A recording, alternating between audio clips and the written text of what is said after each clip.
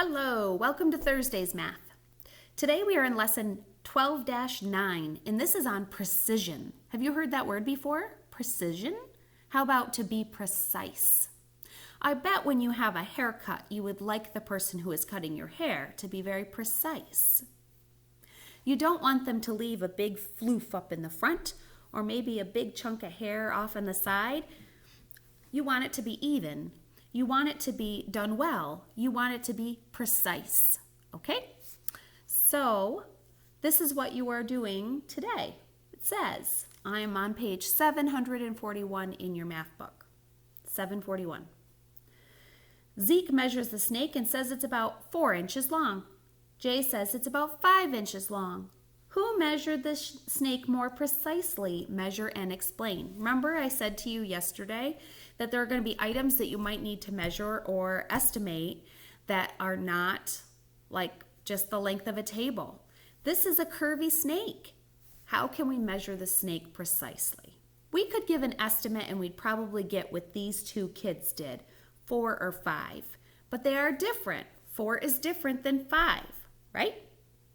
I think you'd agree, $4 is different than $5. 4 feet is different than 5 feet. And I'm glad they said inches and not feet because that would be a really big snake. So which unit of measure would you like to use for this? Would you use a measuring tape? Would you use a piece of string and then a ruler? Would you use a yardstick? That's what you have to figure out.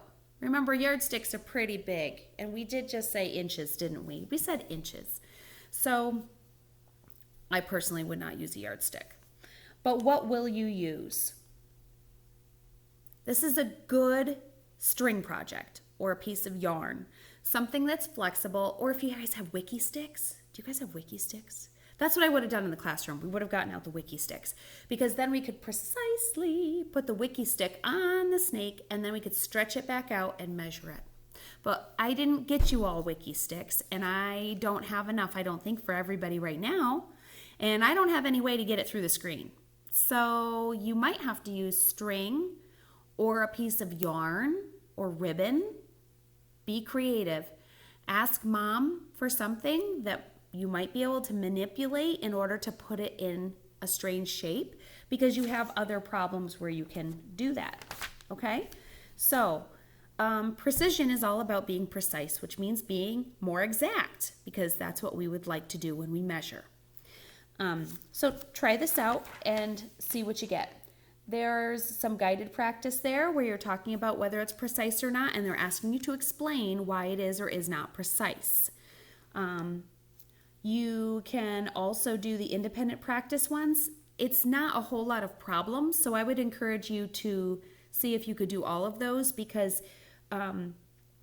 you're just explaining why it is or is not precise, and I think you could all handle that. Okay? So then you will notice you have an orange sheet. Yay! This is a game. And for this game, it says find a partner. Remember we've talked about that? You might have to use like an older sibling or a mom, a dad, a grandma, grandpa, somebody else who's in your house that can do this.